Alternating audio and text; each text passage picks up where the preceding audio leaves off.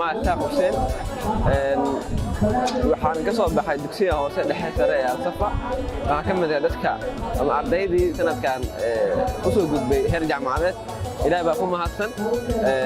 waxaan maanta ka qayb galay bandhigga waxbarashada ee macallin Kobac ahna la talinta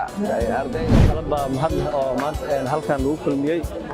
waxa markaas aan ka soo qayb galnay bandhigga Kobac oo markaas aan isku yeeray dhammaan ardayda Soomaaliyeed ee dugsiga u fadhiistay waxbarashada oo imtixaanaadka dugsiga sare aad ba ilaahay Allah inuu soo gudbiyo mahad leh waxa maanta aad u faraxsanahay inaan soo booqdo beerta Banaadir oo markaas qaabada ka socday إن شاء الله أدبان أو فرح سنة إن كسر قبل جلسة وكلامنا جامعة زمزم أدب وما سنتهاي وحن كسر على سكول كالصفة أو مركز سكول الدقمة الكلي مقعي وقولت نحن علي وحن كسر على سكول كالوانك إسلامية سنعتن وحن كسر قبل جلمات برنامج كبرنيجا وحبرشة سنة في أفراد كسر قبل كلام جامعة هذا فرقا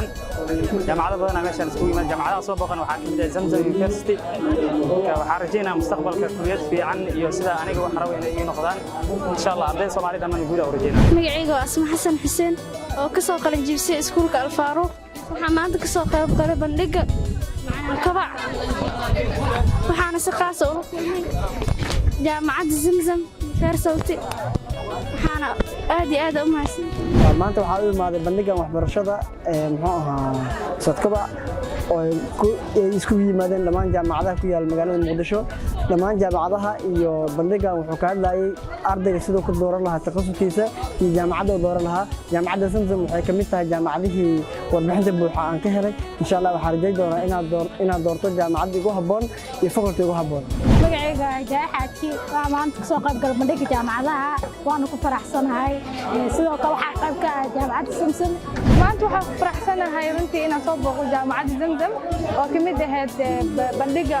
maxallahay soo bandhigaysa ardayda form 4 sanadka dhameystay soo bandhigaysa fursado runtii waxay ii tahay farxad inaan ka soo qayb galo